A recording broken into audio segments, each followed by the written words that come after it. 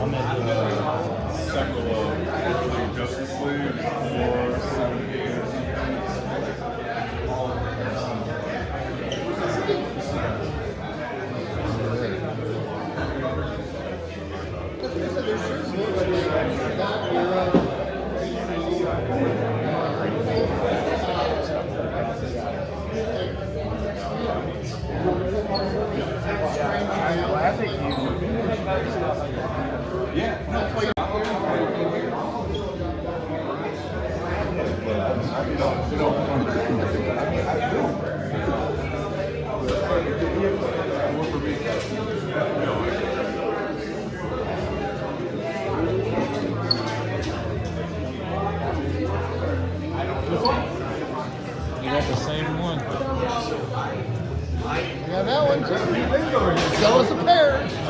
this one in a 7.0. You got a 7.0 also? I know, I want to sell these two and get an upgrade.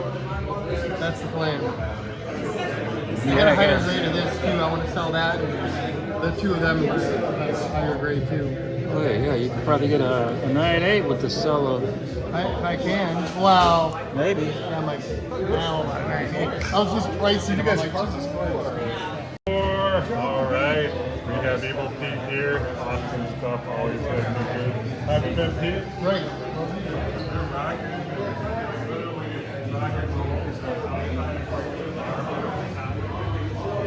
Let me know if you want to say anything. Try to price and sell here.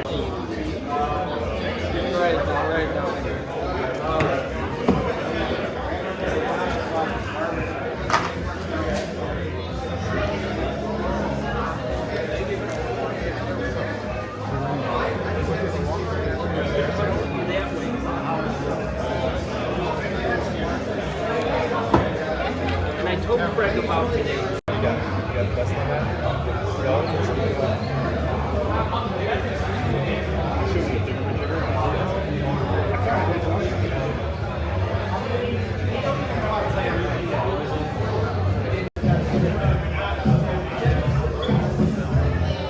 Got a bit more crowded since I was here earlier this morning. But that's a good thing.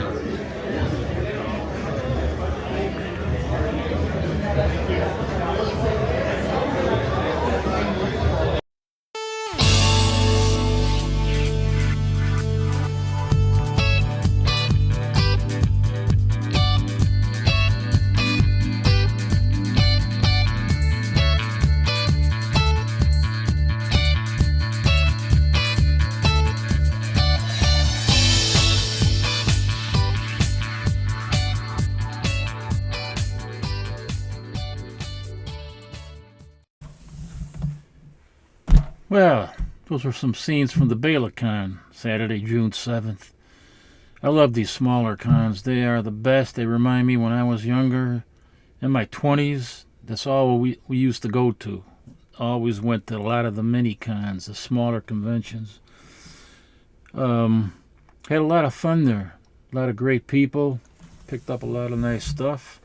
And the Bela Con is one of the best mini cons that there are right now, that there is right now in the Chicago area. Great community. Fun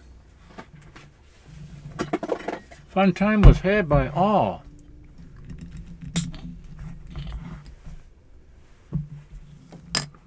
I broke it too. No, my it's some medication I gotta take.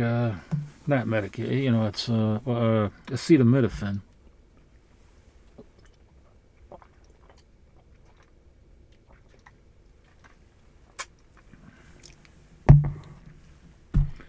So anyway, let me show you some of the things I picked up. Oh, you know, around 11:30, I was done, you know, spending the money. I got there about 9:30, and I went in and started buying stuff, and then I was about 11:30. I was finished with the amount of money that I was able to spend, you know. And they had like they were going to hold a raffle at 12:30, so I decided to go out, maybe get a hamburger somewhere, you know, if there was a decent restaurant around, and then come back. I couldn't find nothing. I drove around. All I could see is McDonald's and all these fast food places and taco joints. And so I just got a coffee at a Dunkin' Donuts and then went back to the con. And I spent a little more money that I shouldn't have because I really didn't have it. But then the raffle started. And I think I was second to the very last raffle number that was called, because they called about a dozen different, you know, raffle numbers for prizes. I had about a dozen different prizes. I think I was there at number 11. I finally had a number that matched, and this is what I won.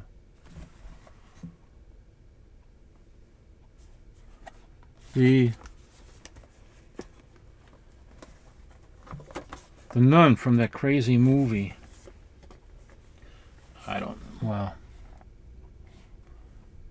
can't get it out of the box. I don't want to open it right now. Yes, I do. Holy crap. Man, it was a lot of fun there. And it gets better. The Bela Con gets better every year, and what makes it so great are all the people, man. It's like a whole community, you know, of comic shops and just guys that have a large collection at home, and they get tables and they sell, and it was just a great time. Crying out loud. Man, you can't... I hate it when they, you know, people don't seem to understand, these manufacturers, that a lot of collectors that buy these action figures want to be able to open the box to take the figure out, but they don't want to damage the box doing so. And they keep making it more and more harder to open these damn action figure boxes. It's ridiculous. Whoa. Say, you lost the shoe. She lost the shoe. I wonder what you've been doing. Running through the cemetery. She lost a shoe. Crazy nun. Reminds me of when I was in reminds me when I was in Catholic grammar school.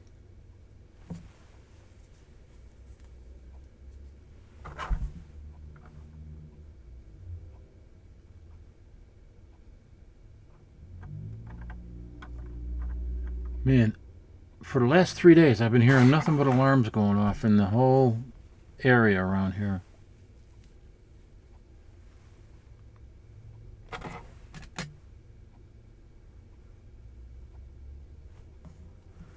Trying to...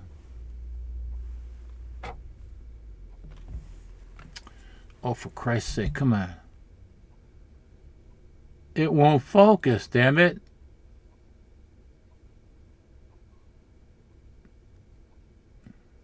I don't know. Damn, I'm getting so tired of this camera, you know, and not focusing. It just puts a damper when you're on everything. When you're trying to make a video and you want to show something and you want to see show the detail.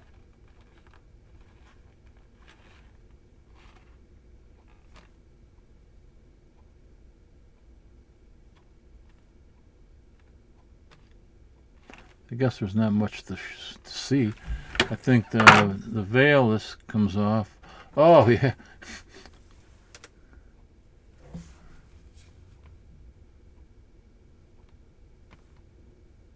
Come on. Great. Moogly googly. I keep on shifting my eyes because I got a problem with my right eye, you know, and I got to keep blinking and moving away.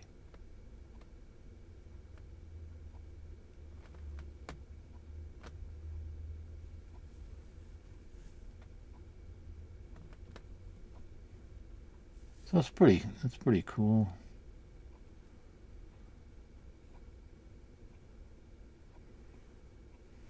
Anyway, best I can do. Pretty cool. I mean, you know, I never win raffles. I have raffles where I give stuff out. I never win anything. Put it back in the box.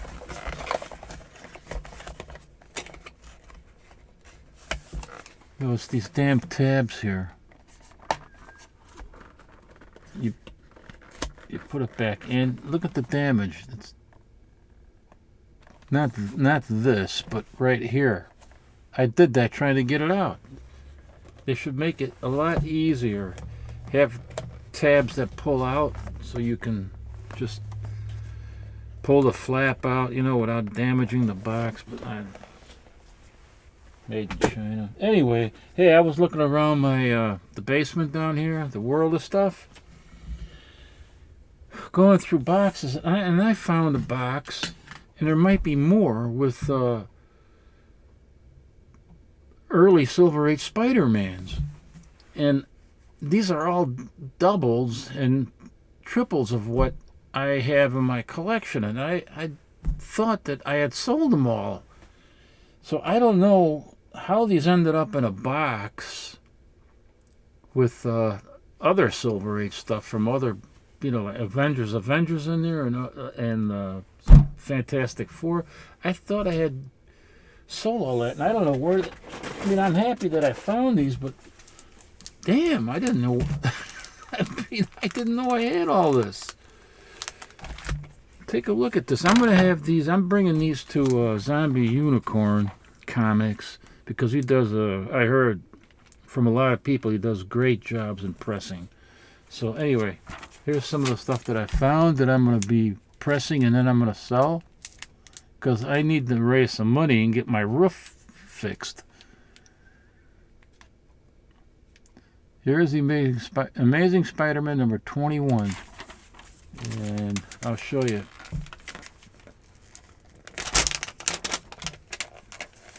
There's only one here, so that means I only have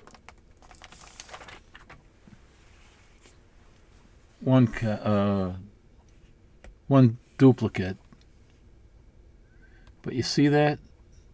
It definitely needs a pressing. I'm going to take it over there and see what Ron can do. He's one of the great guys in the Chicago comic book community. He was there at the Bela Con. I was talking with him, as well as Maria Thorne Cosplay. She's a very nice lady. So that's that. And then I had, I had to double check with my Spider-Man collection to see what the hell am I missing these books? You know, were they, you know, in this box because I put them there for some oddball reason? I don't know, but no, I have a complete Spider-Man collection back there. One all the way up through, I think, 500 or something. And here's 18. Oh, I gotta rebag this one.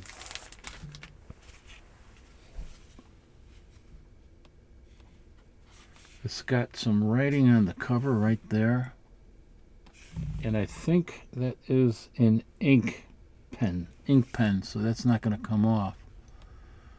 But it could use a pressing. We got some dent, you know, some creases going on over here, some folding. Down here, there's a little bit of stuff. I don't know how much work he can do. I'm sure he's not a miracle worker, but so then there is that. These are all like duplicate copies. Here's number 17.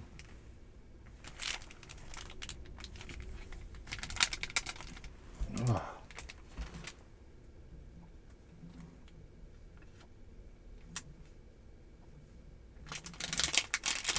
Let me take it out of here. Oh, I hate the tape, man. That tape's gonna come off and get thrown out of there. Freaking tape. This is a lower grade, as you'll be able to see. These are all going to be for sale. It's got some marker on the 12 cents right here, and over there it's all magic marker. But it looks like it might be able to get a little bit better looking, presentable, a little bit better presentable with a pressing. But, you know, it has some piece missing here.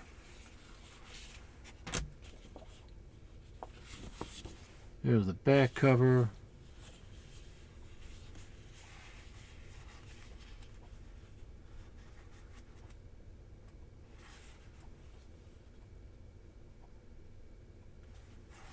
Hey, look at that.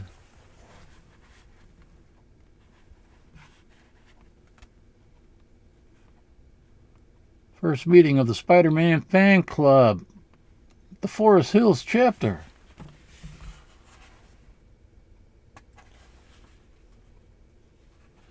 Yeah, it's got, you know, some, we got some issues there. However,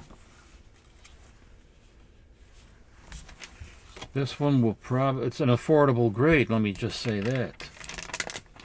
Because it is lower grade. But I am going to get them all pressed anyway, even if it only makes it look better a little bit. Here I have the first appearance of Kraven the Hunter. I'm going to try not to take it out of the bag. I hate that light. That's the overhead spotlight there. Oh, hell, man, I got to take it out of the... Oh, no, this is one of those bad Mylars that I hate. What does it say on there? $120. I don't think that's what it... There's something in there that says $120. See what I'm talking about? These Mylar bags. They fold over. And they're stiff. I mean, you can do damage to your comic book if you're not careful, you know, pulling it out like this. Because it's scraping against the comic. And if you got a tear on the edge of this comic, for instance, if there's a tear on the edge somewhere, which there isn't, but if there was, pulling it out like this, you can do damage, tear it even worse, and that's what, these are just crap, man, for that reason. But, you see what I'm saying? This thing, look at all this magic marker all over Spider-Man. Unbelievable. What kid did that? Nincompoop. Yeah, it needs, definitely can get an improvement with a nice pressing.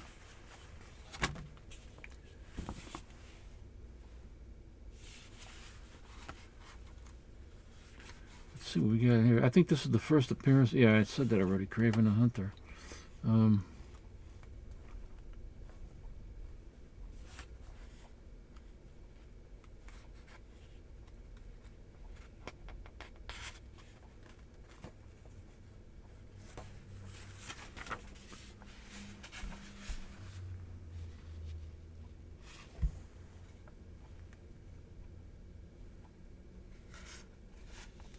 Otherwise, pretty nice.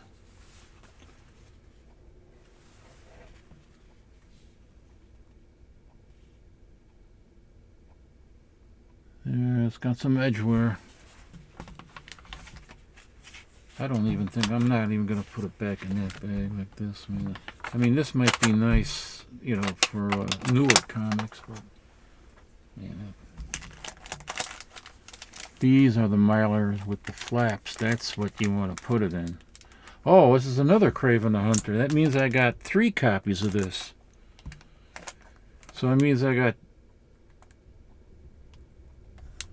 Yeah, I got 3 copies of this.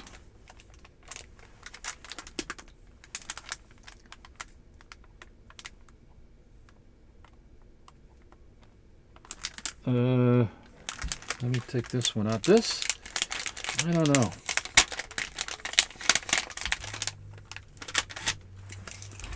And it must have been a while ago because I don't use tape, anymore. Rarely. I shouldn't say anymore at all, but rarely. Man, how about those LA riots, for Christ's sake? Unbelievable.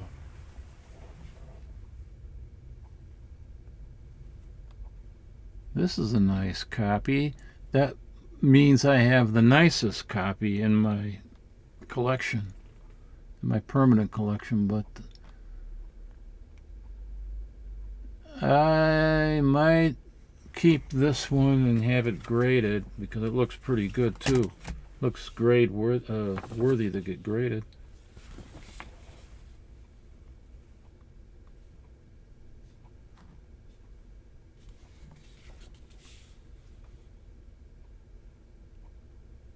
Those other books that nobody contacted me on Instagram, they sold. So I sold them on eBay. I sold one privately.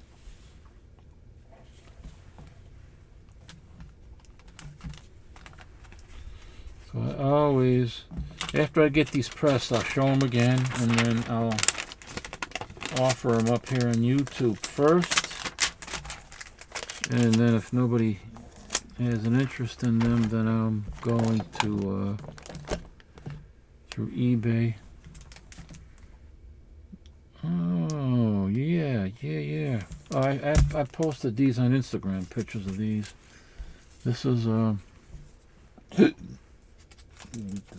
Feldstein on the cover. L. Feldstein.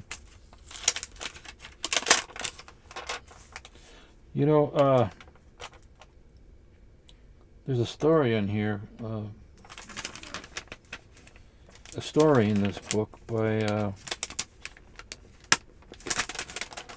think with art by, what did I write back here? There's a Ray Bradbury story, that's right. It's called The Little Assassin. It's particularly disturbing because it's about a baby, a toddler, like 5 months old or whatever, who is somehow born with an adult mind, but a murderous mind. So it's pretty disturbing. It's a Ray Bradbury story, and art is by, I think, George Evans. Here. Ray Bradbury, let's see, it doesn't give the artist, no. Doesn't talk. I think it's George Evans. But anyway.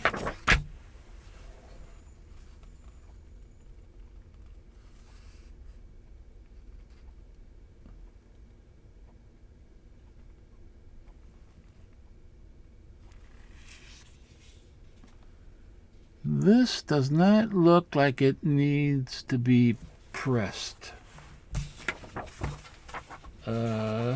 No, I don't think so.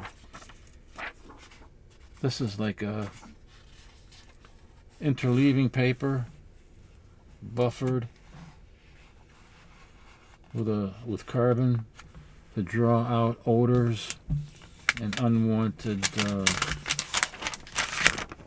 or slow down chemical reactions in the paper of the comic book. That's what I use. You can use microchamber paper or interleaving paper as long as it's acid-free and buffered, which is what I use. And then here I have another one, Shock Suspense Stories.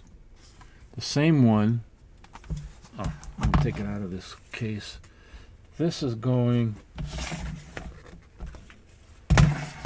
to Ron over there at Zombie Unicorn Comics. I showed Ron this at the Bela Con, and he was positive about being able to make this a better book by pressing, but it does have some tears, so one must be careful. This was originally in the 1950s, even in the early 60s, the comics came in these wire bundles. They were wired up in a bundle, and the wires would often cause this damage to the book that you see there on top and on the bottom here.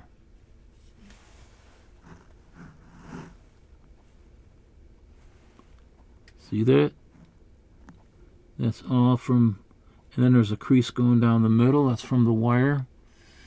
And that's how they used to distribute these.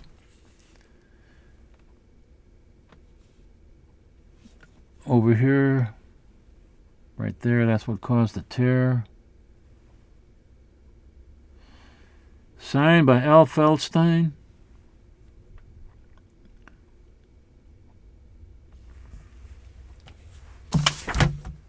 And I have a photograph of Al Feldstein signing it, so it can show providence.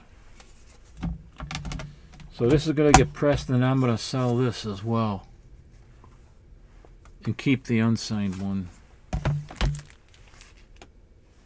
I'm going to keep that one. So we got these, and there's more. I got more that I'm gonna be putting, showing and try to sell them. I'll try to offer them up here on YouTube, Instagram first. But I can't sell it, I'll probably sell at market price.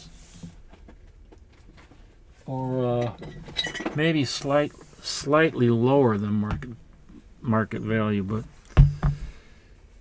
I don't know. But I do need to raise money to get that roof fixed. We still got an outside a public appraiser working with Allstate. It's been going on for 3 months. Allstate is just dragging their feet, won't do nothing. And if worse comes to worse, we'll probably have to hire an attorney.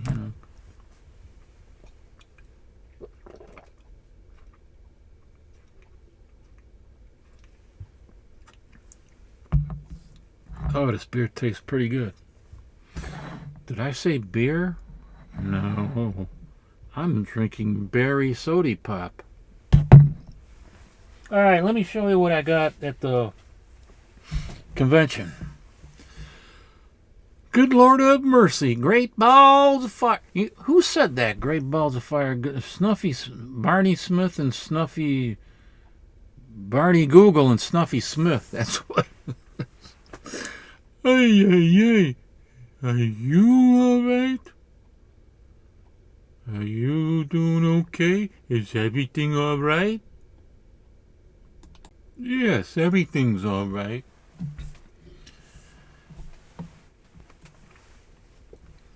When I met Colette, my wife, current wife, like I'm gonna have more, she lived at the place where she lived. It turned out it was a big apartment building. Didn't know it at the time, but the people that owned it were members of the same club that my brother belonged to, and I knew the owners too. And her son, the owner's son, was always around, trying to take care of the building. But before I knew all this, I was out there one time. This is when I still smoked cigarettes occasionally. So I'm out on the back porch, and all of a sudden I hear this guy. Is everything all right? Did you do everything okay? Is everything all right? And I went, what the hell? I looked over, and there was this guy. And I didn't recognize him at first, and he didn't recognize me. And he goes, who the hell are you? I said, what do you mean, who the hell am I? Who the hell are you? He goes, you trying to be smart? You getting smart with me? I said, what the fuck are you talking about getting smart with me? I'm visiting somebody here in the apartment. Who the hell are you? Oh, yeah? Are you sure you're visiting somebody in the apartment? Who lives up there?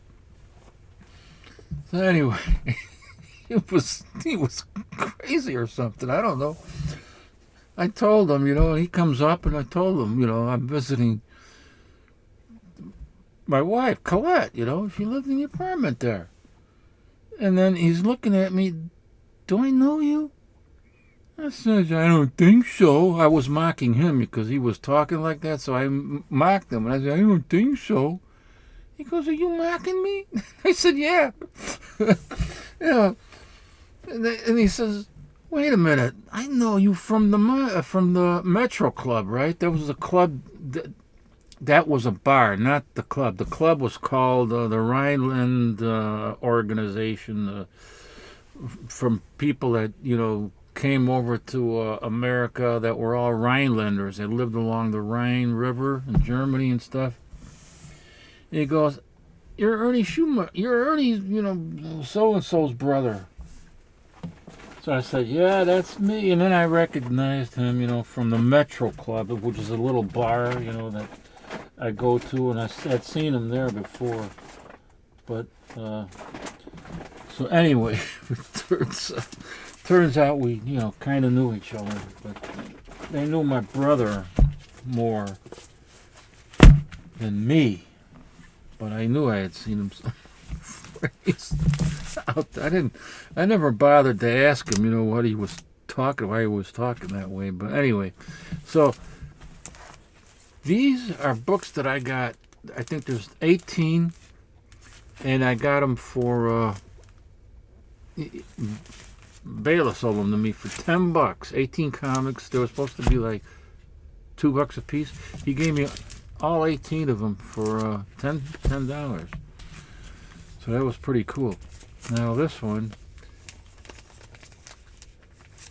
as it turns out, okay, this is me and.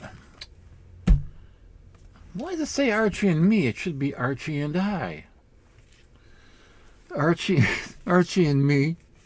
This is actually number 1 from 1964. It's a key issue. Probably not a major key, a minor key, and it's in low grade. The cover is split all the way down from here, all the way down there. So I have to take staples out, take the covers off, and then reattach the covers. Maybe use some tape, or maybe I'll use methyl cellulose glue or wheat glue. Wheat paste. Just for my own purposes. And that can be undone, the wheat paste, but maybe I'll just leave it with, maybe I'll just tape the spine together nicely or whatever. I don't know. They're not worth that much. If I tape the spine with archival mending tape, it would repair it, and it would be considered a repair, not a restoration. So I think, I don't know, it might be worth $10. I don't know. They're not worth a lot of money. And then there's Jughead's Jokes. This is also the very first issue. It's from 1967.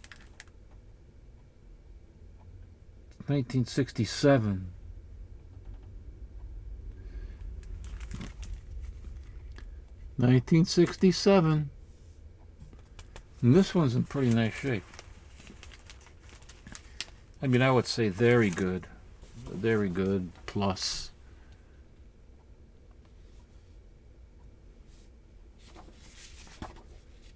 Can you imagine?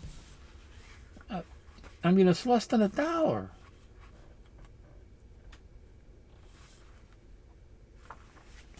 Less than one thin dollar. That's what I love about these mini cons. They're small, they're friendly, and to get in, it didn't cost anything. It was just a wonderful, wonderful convention that Bela puts on, the Bela Con. this is a little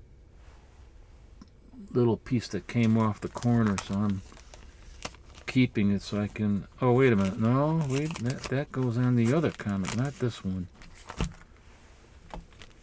Came off of this comic from the corner up here. So I got to put that back in the front of the book so I can see it. So it reminds me right there that I got to have that reattached. And normally I don't read or collect war comics, you know. It's just not my thing. But oh, look at all the pretty Schwarzeneggers. Oh, they are so gorgeous, all nice in a row. I'm kidding, you know, joking around here. This is Showcase Presents number 104. So Showcase, whether it's a war comic or not, I'll pick it up anyway because it's Showcase and I collect Showcase. So I got that. You know what? Let's see. Let me check something out here. Let's see here. Go to see 18 divided by... No. Wait a minute. No. Let's say, what was it? 10 divided by 18 equals 55 cents. And I figured it out all in my head without using a calculator.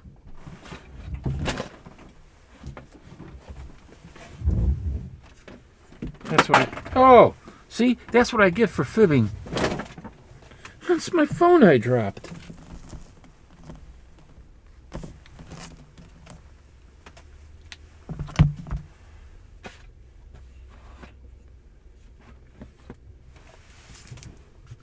That was the Bela Con.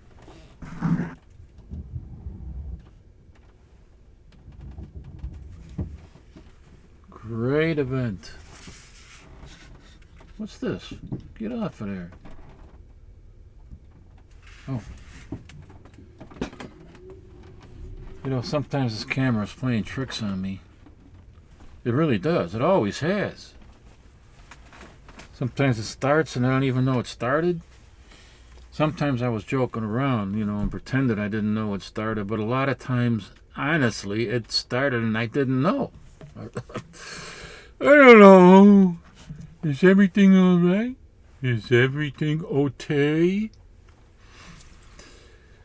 So that's what that is right there. Who does the was it? Is that a Great Balls of Fire? You know, then you got this monstrosity right on the cover, covering up the artwork and maybe even initials from the artist that did the cover. I hate it. Then I picked this up, 55 cents. And these are giants. That's why I picked them up. You know, it'd be nice to read some great stories, war stories, you know, even though I don't really get into it that much. But, you know, for 55 cents, you're not going to complain. This is a Joe Kubert cover.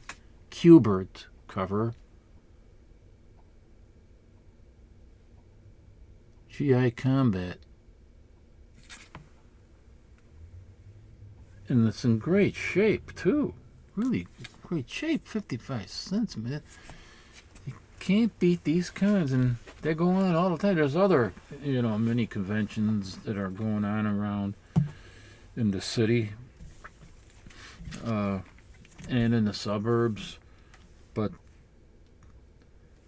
the Bela Con, I look forward to that every year because it's the group of people that I met, that I like being around with because they're good people, honest people.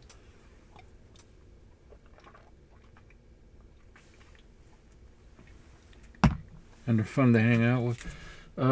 Here's GI Combat number 217.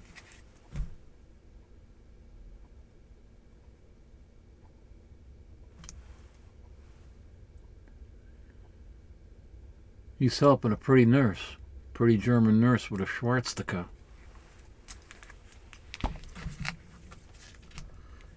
Man, Kubert, I don't know how many. He must have did a million covers, for crying out loud. GI Combat 246 with the haunted tank. Did you notice this here? You got the swastika and, of course, the Confederate flag up there. Here's a GI Combat 252. Here's another instance where an American GI is helping a German soldier. My ally, the enemy.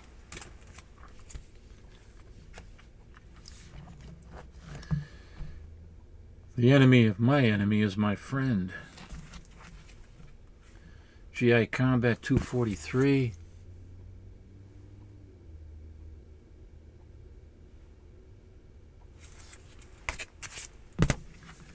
Oh, this is a thick one.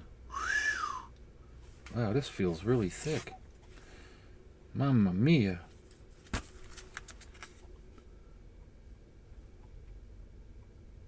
$204.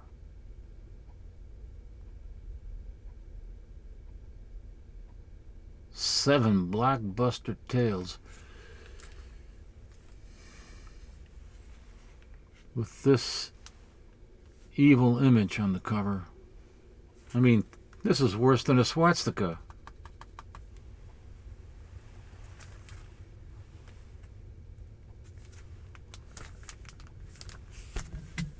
GI Comics.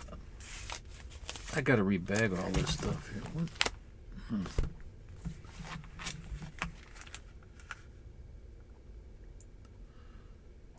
Oh my lord, this bag and board. Oh man, what happened here?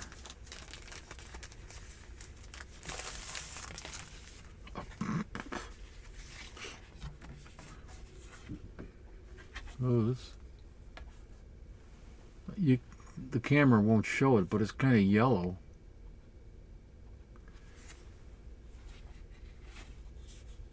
And the bag is kind of, oh man, the bag is aged.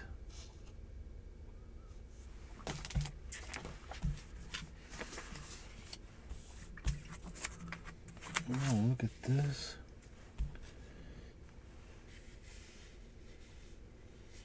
This comic book has been in a very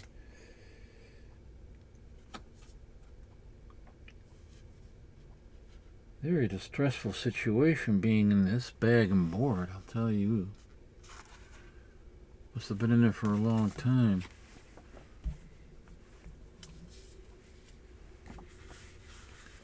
Yes, it's about time. It needs a protection revision.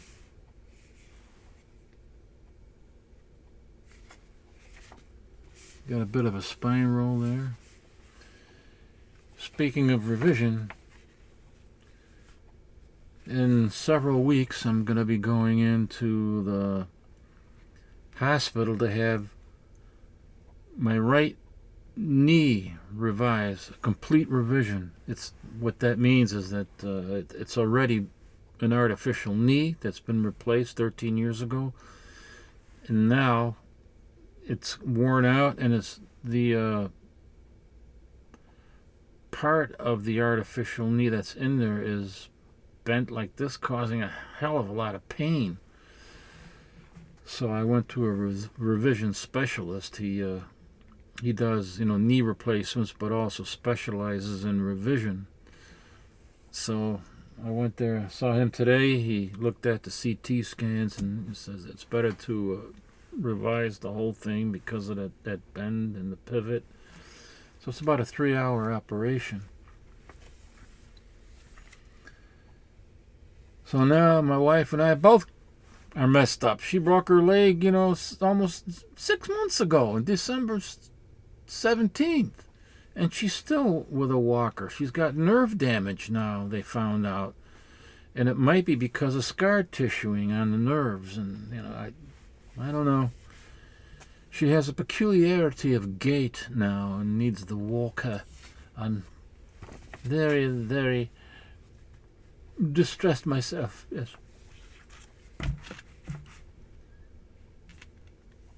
Talk about being distressed, this evil monstrosity right there.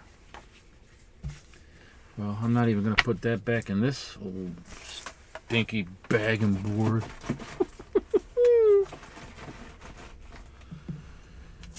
This is weird. What is this?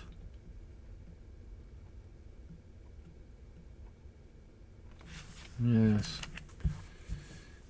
I need a protective revision. Haven't had one in ages.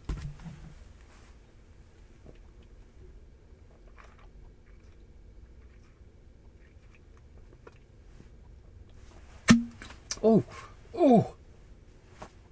You stupid! I picked this up. The Dark Guard. You know that these 90s comics with the chrome covers, they are starting to go back up in price a little bit. So it's kind of weird, but this is a pretty cool cover, I think. I mean, I can do without the chrome. They should call that the 90s. What do they call it? The modern. It's not the modern age. The 1990s? How could that be the modern age? After the Copper Age. When is the modern age going to end? I mean, this is already like 30 years old.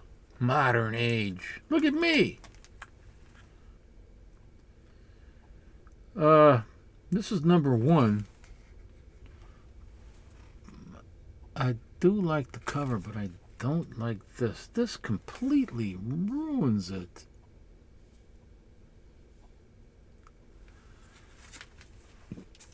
They gotta start putting them, and I think I've seen that they are. When I say they, I'm always referring to the big two companies, Marvel and DC. They're beginning to put the codes on the back of the books a little bit, but anyway, stunning first issue. You remember when the first when Venom had his first miniseries? They were selling for like you could pick those up for like $1, $2, and then all of a sudden, for a while, they skyrocketed, and they were in some instances going as high as in 9/8 or something, or 9/6 for $100 or more, and even ungraded for $50. Now, I seen them at the convention. They're like all the way down to like $5, $10. I saw the most expensive one that I saw was $10. So now those are coming down again in the prices, which is probably about right where it belongs, at $5 to $10 range. $50, $100. That's absolutely absurd. It's just gouging. Bastards trying to control the comic book back issue market. Mr. Miracle 23. This is a nice cover. I like this cover.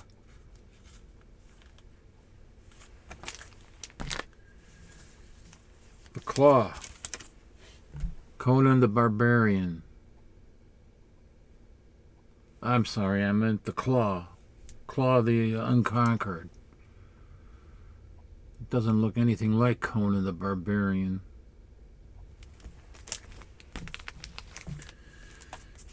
And these are all pretty nice shape.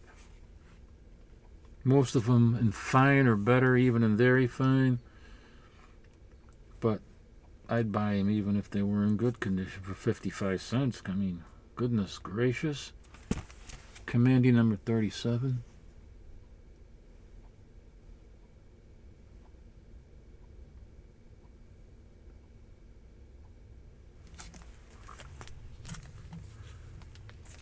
Oh, yes, this I picked up.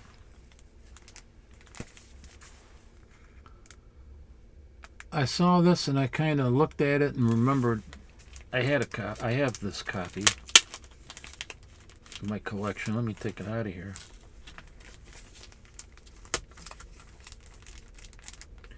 It has who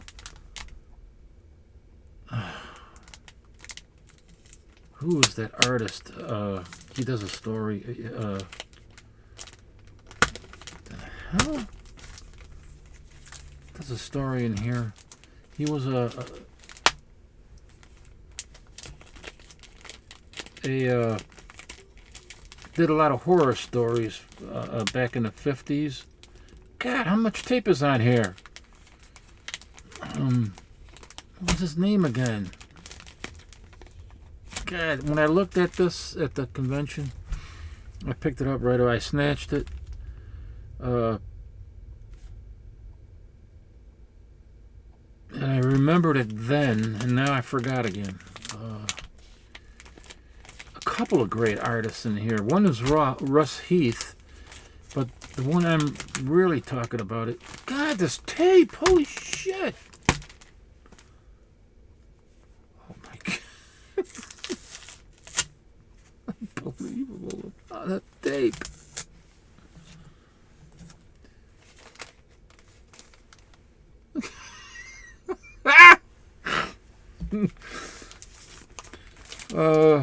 Who is it again? Oh man, he did the cover for Chamber of Chills 19.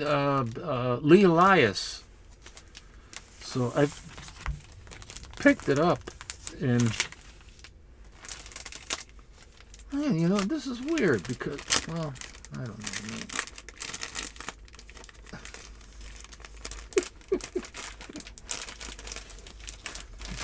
Nuts. It's got resealable. It's a resealable bag, so it's got the strip still attached here. You could just use that instead of all that wasted tape or whatever it was. I gotta get rid of this.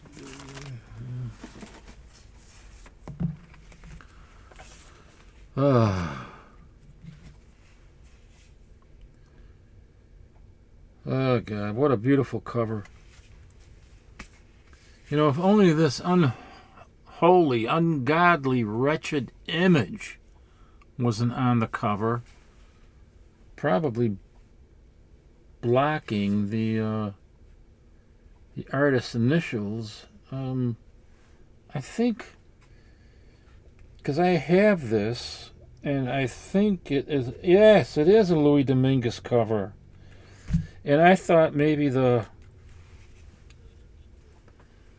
sign of the beast was covering up Louis Dominguez's initials, but no, he's right there.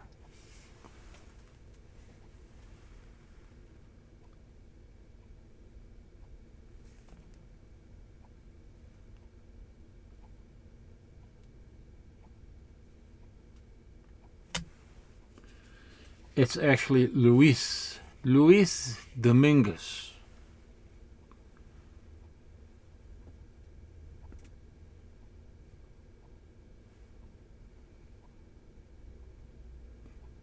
I don't know, man. You know, this damn camera doesn't focus right. Yeah, maybe. Let me take this cover off. See if we can show it. It's right over there, just on top of my fingernail. You can see LD right there. Luis Dominguez.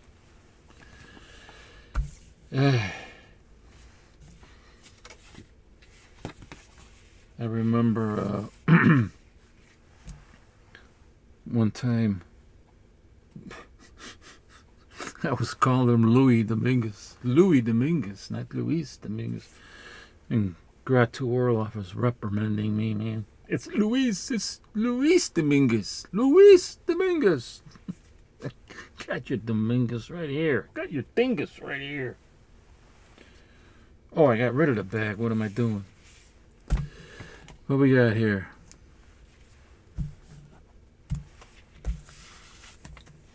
There's a piece of tape on this, right on the front.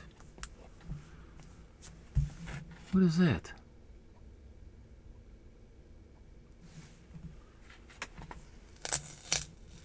Piece of tape on the next book. What is that? Break down.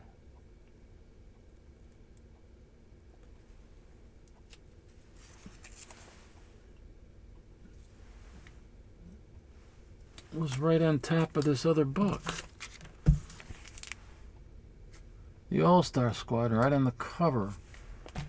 I don't even know what it says.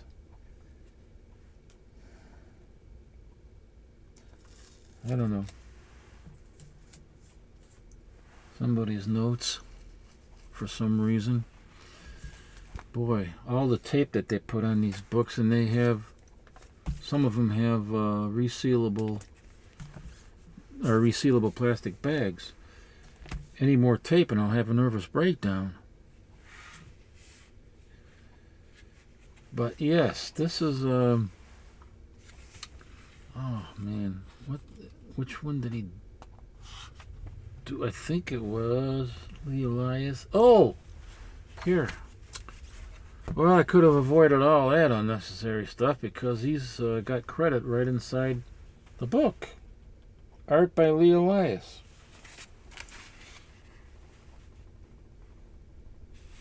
Right there.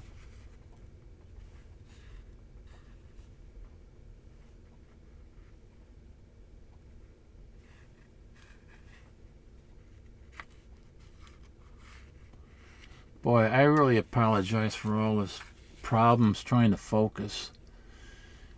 I don't understand why other people don't have problems, but I do. And I know it's got to be irritating you guys every time I try to.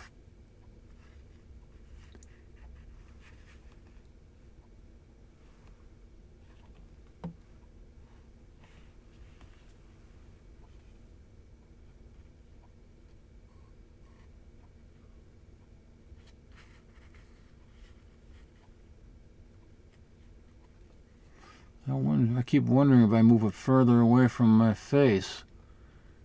There it is. Lee Elias. He is such a great artist, man. Lee Elias was, unfortunately. And I think Russ Heath did some work in here. Don't know if he's given credit or not, but okay, well, put that over there. All-Star Squadron, getting back to that. Guest starring Infinity Inc. This is the annual, number 2.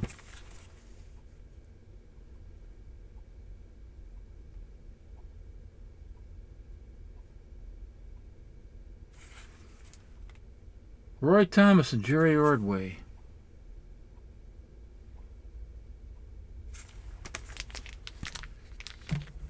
Unknown Soldier, more war comics. But, you know, for 55 cents.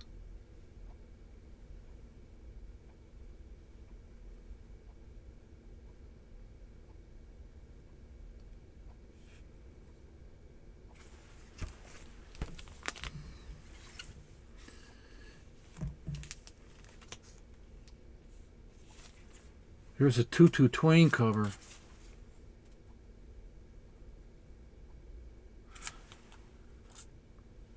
But I just love pasting the swastikas all over the place, man. On the trains, on the arms, you know, on their helmets. So that's all those books that I got for $10 or 55 cents a piece.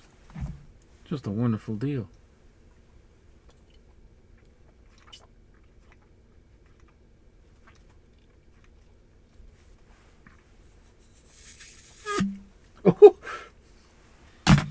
Okay, next pile. Oh, come on. Did I? Oh, yeah, I did. I arranged these in the pile so I know where they came from. This came from Zombie Unicorn. These 4 comics.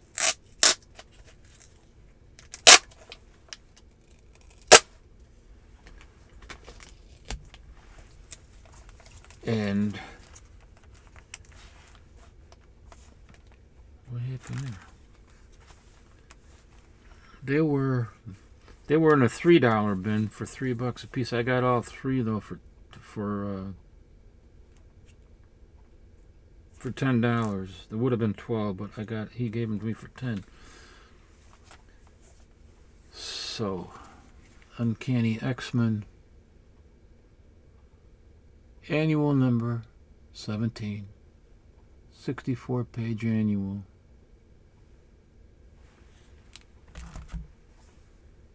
Annual number 16.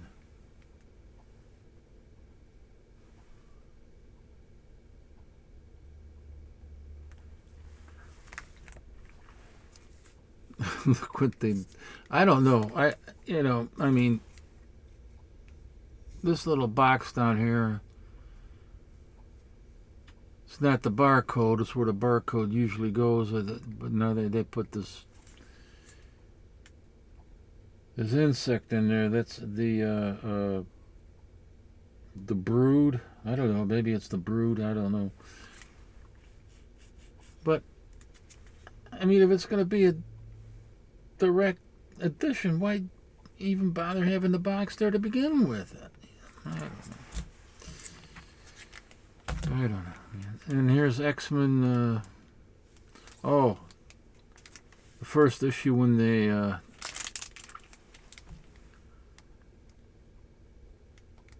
rebooted the Uncanny X-Men. Started a whole new reboot. First issue, a legend reborn. I have a few of these. There were millions of these printed. I mean, you know. But, and they do go, you know, for around $10. That's the price tag that was on there, but it was in a $3 bin anyway. I would never pay that. I got like, oh man, I must have like 20 copies of that. The Uncanny X-Men number 301.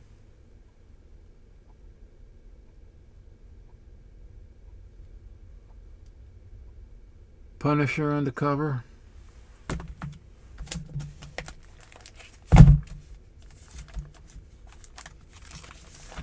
So all of these 4 got for 10. Then from he must have, Evil Nerd Pete must have pulled these out of the basement of Evil when we had that swap meet. He was there. He's always a fun guy. Fun to be around. Evil Nerd Pete. I gotta take this tape off of here. I put this tape on just so I can separate, you know, the vendors, the different vendors that I bought this from. I gotta be careful, you know, because now it's sticky. Oh, here's the tickets. That's my winning ticket number right there.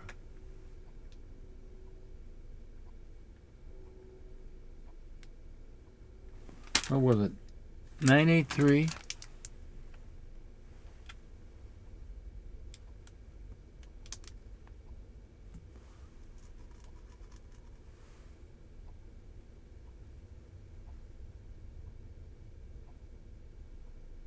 145. And this was the one here. That was Time Travel's ticket. He had to leave because he had to go to Milwaukee, so he couldn't stay. But I said, if you win, I'll give you your prize. But he didn't win. His was 176.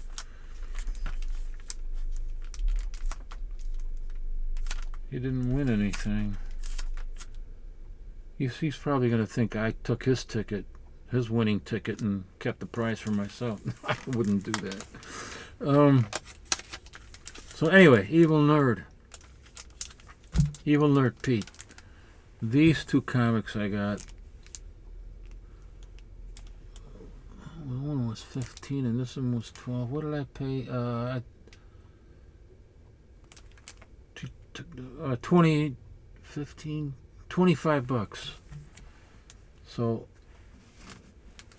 this is number 1. It looks in pretty high grade, except, and it would be, except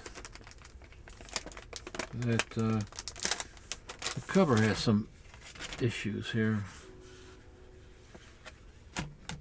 And I knew that when I bought it too, but I mean, man, it's still a great price. I mean, Silver Age comic, Fighting American #1.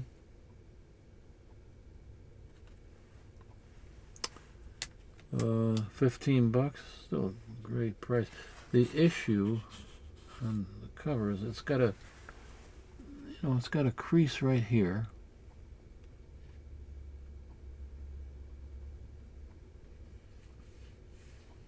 On the corner, you can see it coming down right there. Can barely see it, but, and then it's got some color loss from the cover right there. These 3 marks there, 1, 2 color flecks, and over here it has one. But other than that, and a little bit,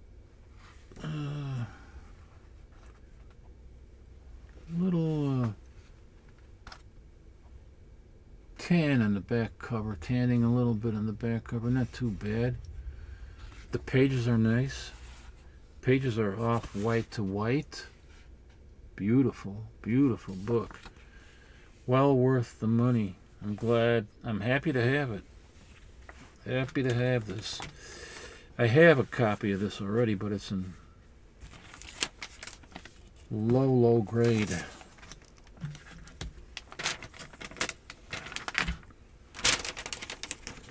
Gotta get the ticket numbers, the raffle tickets out of there. Oh my God, I think I'm losing my mind here.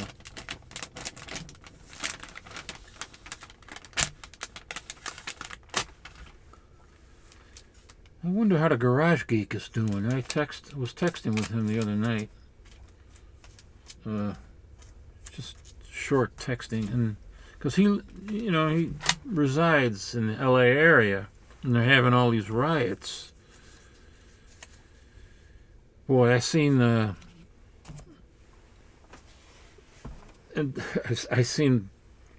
these guys flying the Mexican flag, burning cars and driving around the burned cars with Mexican flags, and then they're screaming, "This is Mexico, this belongs to Mexico, you stole it from us," and I don't know.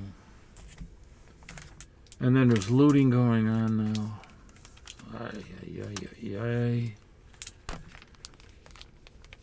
It's not so good. Anyway, this is a good one here. This is the other one from Evil Nerd Pete.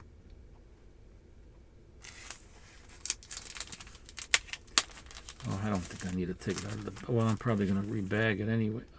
Oh, it's got the strike. The strike through the...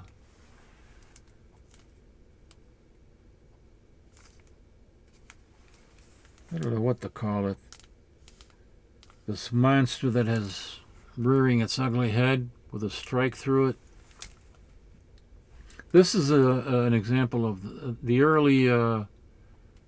these are sought after, these books with the strike, because it's early direct market editions.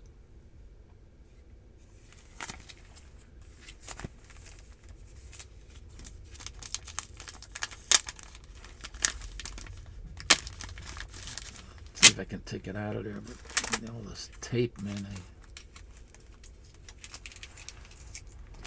Boy, you know, I wonder if anybody keeps statistics on how many comics have been ruined by tape pulls. So this is giant size Tomb of Dracula. Well, not giant size, it's a special double size issue, number 70. Nice high grade. White pages. Just a beautiful book. Happy to pay $10 for this. 1979, August 1979. And it's striking. This makes it even more collectible because it's a direct edition, the first direct edition books. Beautiful. I don't think I need to do any pressing on that.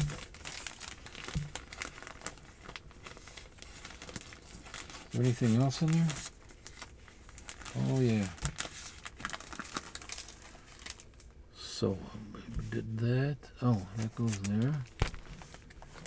What about these? Oh, I did these. Yeah. What's left in the bag is... Oh my goodness.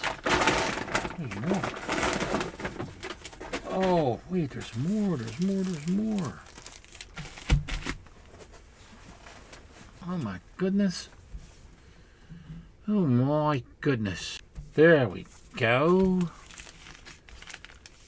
I forgot about these here. These I got from Ben Cheese and Keys at the Bela Con. Did it say something on there?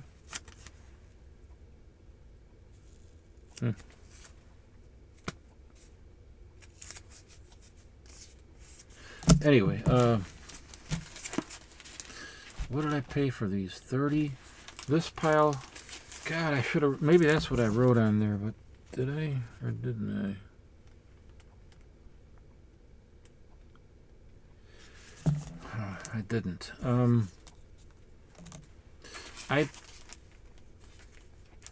These were all in the what?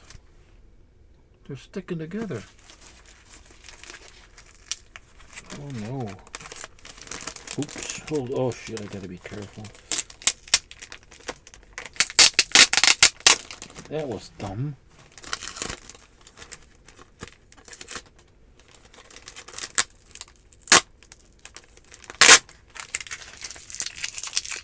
Oh, I shouldn't have never used that.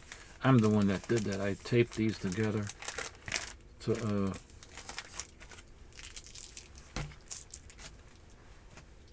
separate them from the other vendor piles. Okay, so these were like $5 a piece, except one. This one. Anyway, these were from Cheese and Keys. This one, I can't remember what the price was on this. Maybe it was $3. But I think I got them all for, I should have wrote it down, either 30 or 35, this pile.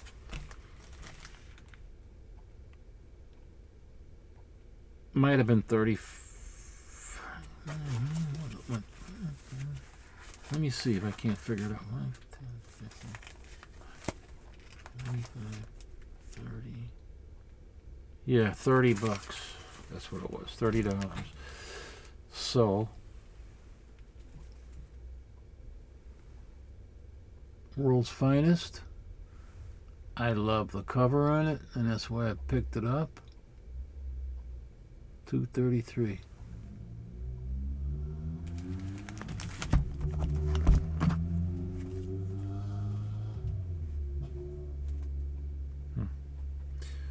Okay, so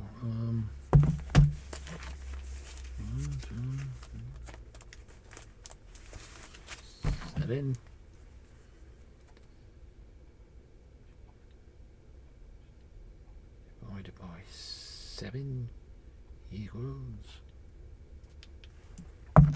So these books cost me $4.28 each. I mean, I paid this was a different price, but that's what it comes out to. $4.28 a piece.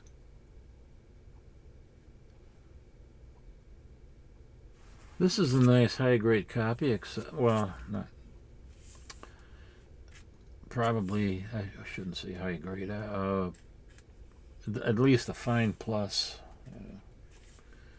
It does have, even with this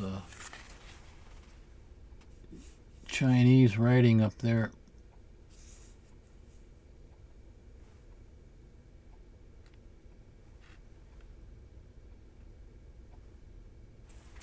it's still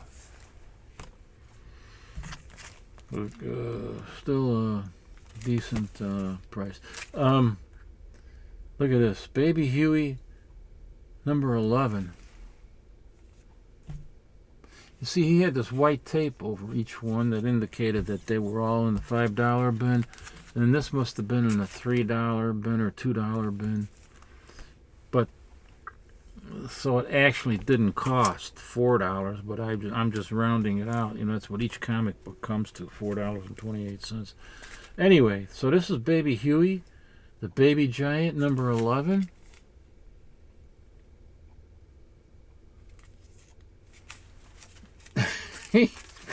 When he saw this, he goes, Baby Huey, the Baby Giant, where did that come from? He didn't even know he had that in there. And this is a nice higher grade book. Ah, those were the days. I will send you prizes like these.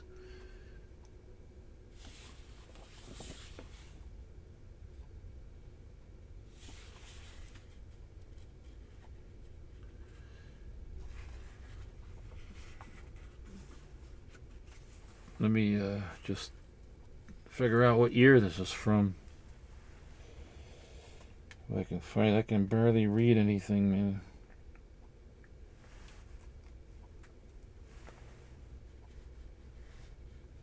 I don't even know if it has anything there. What?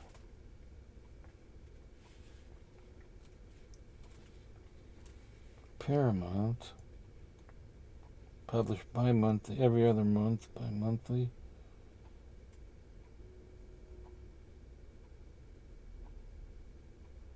It doesn't have the year.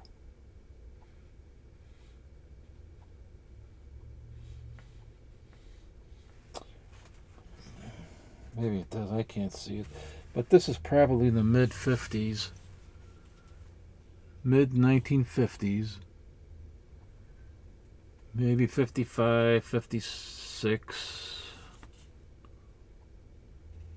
Maybe I should get this pressed too. Oh, it does have a crease up there. I wonder if,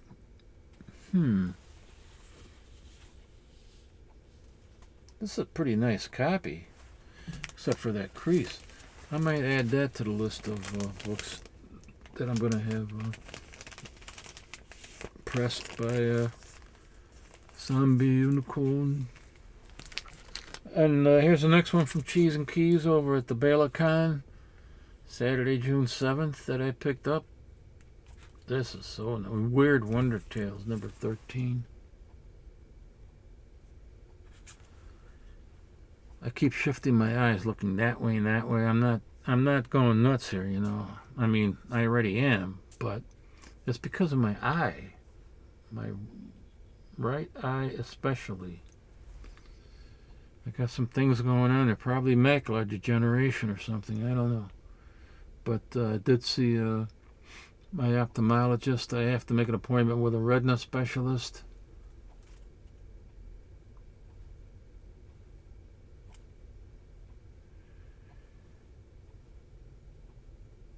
You know, if you got floaters and you got problems with your eyes, you can't keep thinking, oh, everything's going to be fine, everything's cool. You got to see a retina specialist, and you got to do it right away, right quick. And that's what I've been doing, and that's why I take the special vitamins, for my eyes, plus medication to keep the pressure down. Weird Wonder Tales, number 9.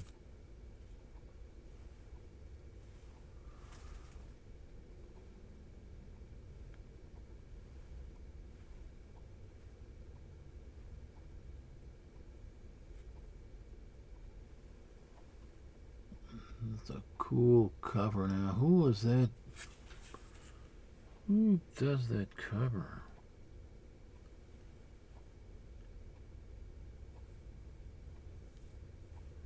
Don't know.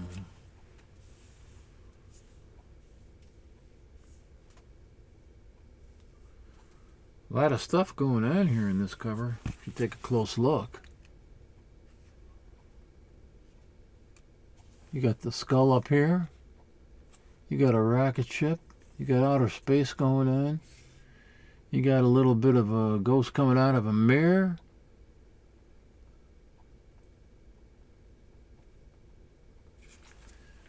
You got a screaming woman. You got somebody that looks like he's turning into a werewolf. She's got bell bottoms and not wearing any socks. That's unsanitary.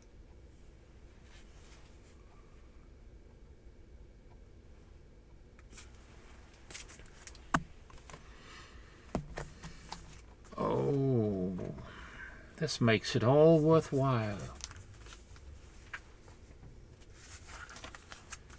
Look at this 80-page giant. Oh, this is a nice shape. It's a nice shape. Not perfect, Probably. No, wait a minute. It's got some tape on the spine. I didn't see that, but still. Would still buy it for $4.28. Isn't that nice? It looks really good. And pages are super white. The camera won't do it justice, but they are super white. They look a little bit off-white right here while you're looking at it, but it's white, very white. Rat Patrol.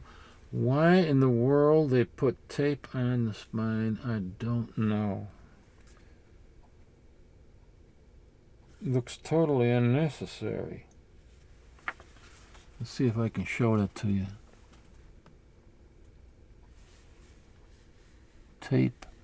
I don't know if you can see it. I don't know what kind of tape they use, but it's there. Maybe on this side. Oh yeah, you can see it right down here. But nonetheless,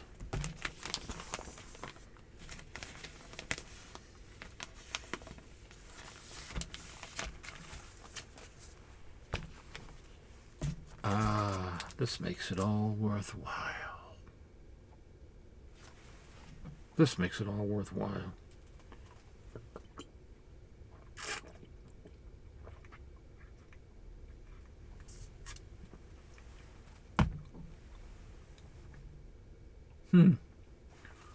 Two of them, three of them. I just noticed 3 boxes up there, and it says on the side of the box, Kaiju Monster Godzilla. Kaiju Monster Godzilla. I wonder what's in there. I gotta check it out. Next one I got. No tape on the spine. This is probably a very good plus, I would say.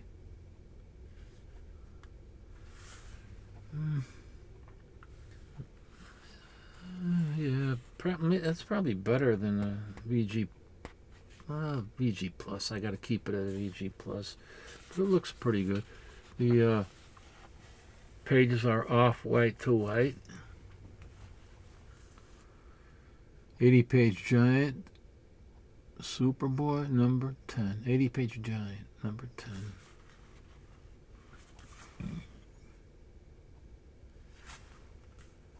It does have some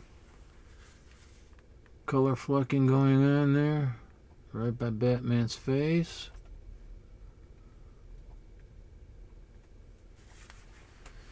That probably keeps it at a very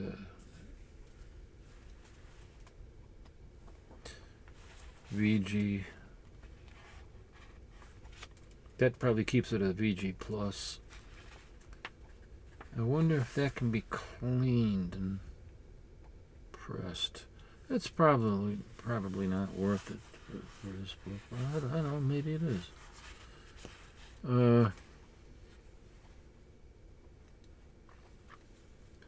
Yeah, I definitely say VG Plus. Not anything better than that.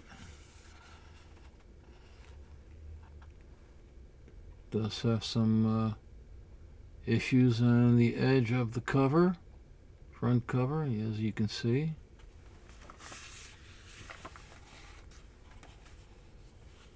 Oh, I think I'm going to read this tonight and bring it upstairs.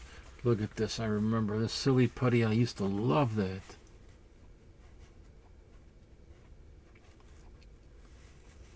Silly Putty and Nutty Putty. That's going back even further. Shows you my age. You didn't know there was a Nutty Putty, did you? Before it was Silly Putty, did you?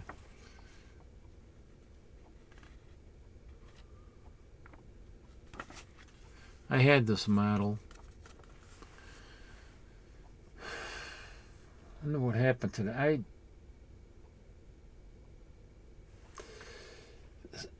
I remember blowing up my models with firecrackers, but not the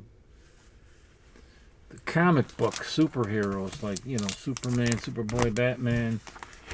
The cars is what I would blow up with firecrackers. And I wasn't the only one, you know, my friends did it too, but I didn't blow up the plastic models of the superheroes. I wonder what happened to them, though. Well, anyway.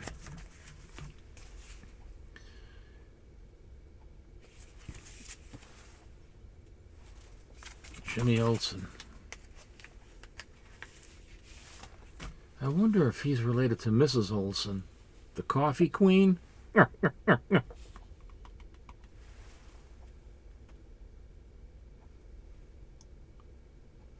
got a stamp date, cover date.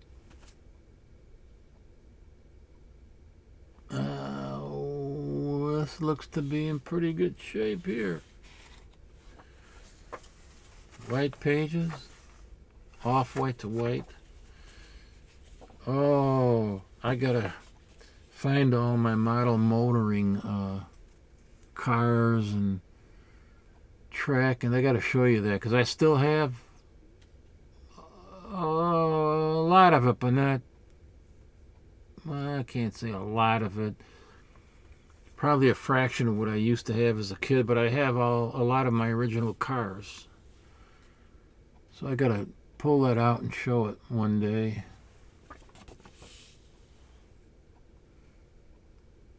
This is a nice higher grade copy.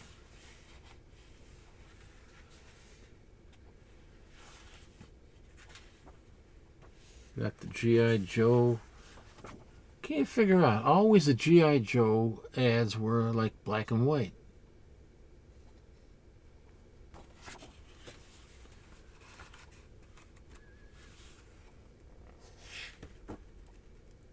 $1967. Everybody during the 60s had road race sets. I had model motoring, which evolved into the AFX, and I have a lot of my AFX stuff too. I can do a video on those things. Last one I got from Cheese and Keys is Superman's girlfriend, Lois Lane. Superman's girlfriend, Lois Lane? Get this out of here.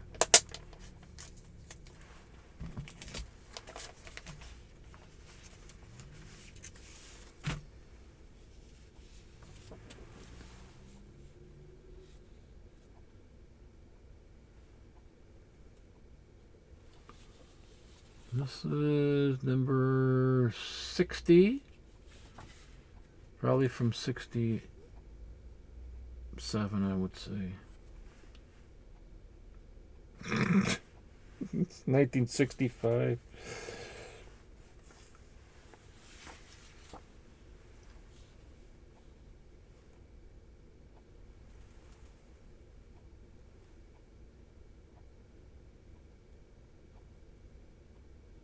Oops.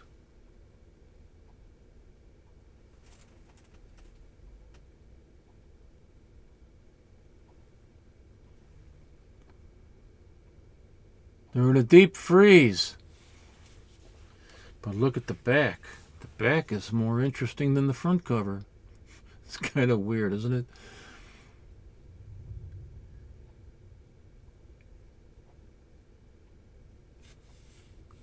The fact that she is bound on a table and we got something similar going on in the front cover.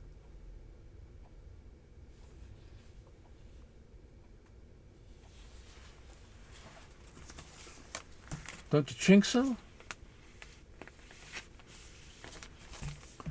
Okay, so that's what I got from Cheese and Keys. Now, here, I got all these for free. Because they were given to me by my good buddy Leo. Time Travel Comics. He picks stuff up for me. He's such a great guy. I don't know. Sometimes I think I don't deserve his friendship, man. But no, I'm just kidding. I do. He's goes about, you know, every so often out and drives around in the suburbs or goes to different places, sometimes with his wife and so forth. But he always stops at bric-a-brac stores, comic shops, and he's always finding something for me, you know, and he picks it up. He's always thinking of me. Such a great guy. Sad Sag Laugh Special.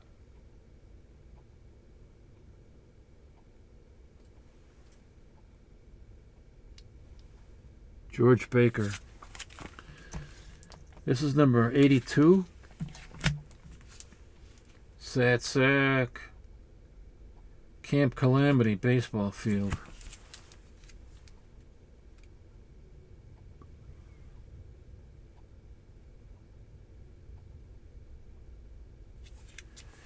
George Baker was an artist that specialized in gag type of artwork, you know, cartoon gag artwork. At least that's what I call it.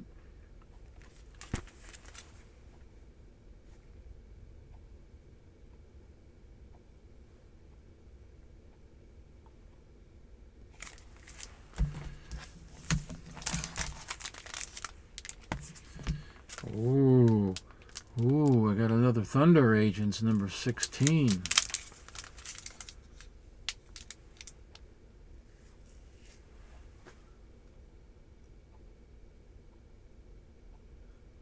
You know, Tower Records. What did I say? Tower Records. Tower Comics. They started in 1965. And ended in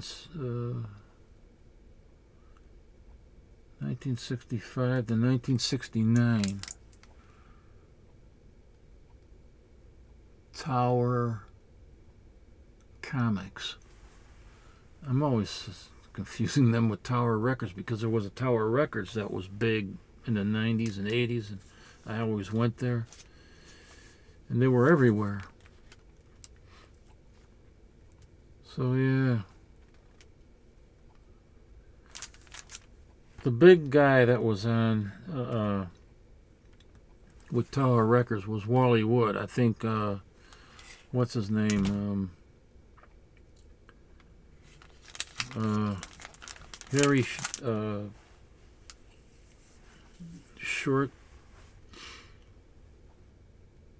Norton, Harry something, Harry Norton, I don't know. Harry Norton. He started a company. He got Wally Wood involved with the promise kept of Wally Wood having, creative freedom and none of that 9 to 5 work scheduling stuff. And he was the primary artist there. He was almost like an art director, Wally Wood at Tower Comics. So this was great. I think I might have this. I have to check I have a box over here with just Tower comics in it. One of these days I'll have to do a video on just that. Oh, he knows I love this stuff, Leo. This little dot, she's got a record player going there, and then there's the 45 that you can buy. Crying out loud. Casper, what you doing on the moon? And that's the record that she's playing. Little dot. Number 146. And then he included a picture. He's got a ham's beer. What a ham. This is when we were at the swap meet over at Evil Nerd Pete and the Basement of Evil. It's actually a barber shop. And some of the stuff that he does, that Pete, the way he can decorate is absolutely amazing. Just absolutely amazing what he did with his place. You've seen the video. I got it up on YouTube. The last video. This is in pretty nice shape.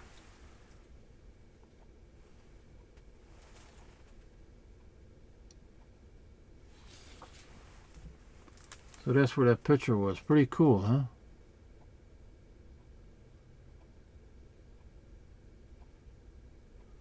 That was a great time over there. It was a great time. Great people. Let me see if I can see if this record is in there. It's almost a certainty that if they have it on the cover, Casper, what you doing on the moon, they probably have. It's an actual 45 that Harvey put out. They put out a lot of different 45 RPMs featuring their characters. Well, I don't know, maybe not. They got a lot of the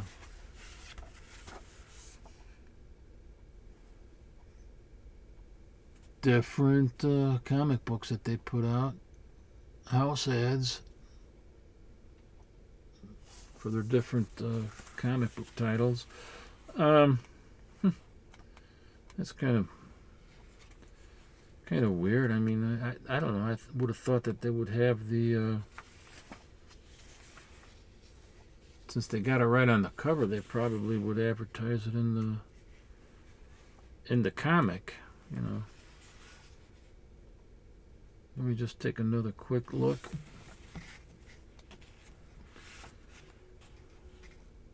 I'm probably wrong. That's strange. Kind of strange. They wouldn't do that.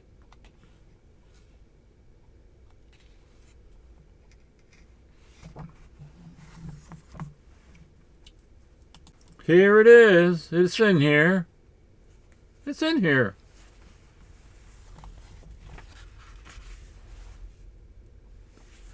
I just missed it somehow. That seems to be one of the hardest records to find.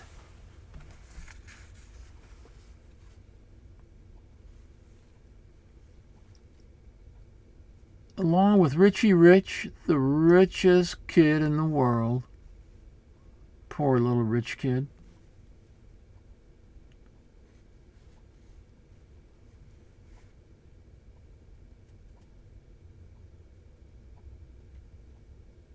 Two brand new comic books free. A Casper 25 center and a Richie Rich 25 center magazine. Free with your order. I'd love to have that record. What You Doing on the Moon. I did look for it on different internet sites, eBay in particular. And nothing on eBay. Can't seem to find it anywhere. So anyway, thank you, Leo.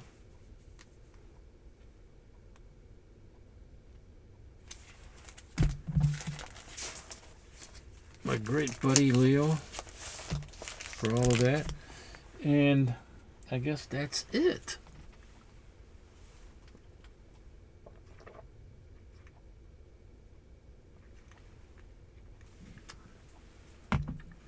So, well, I'm sure I bored everybody to hell.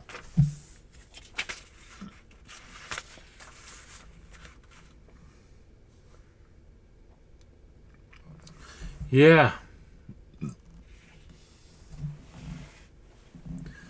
Fatherless son of a troglodyte.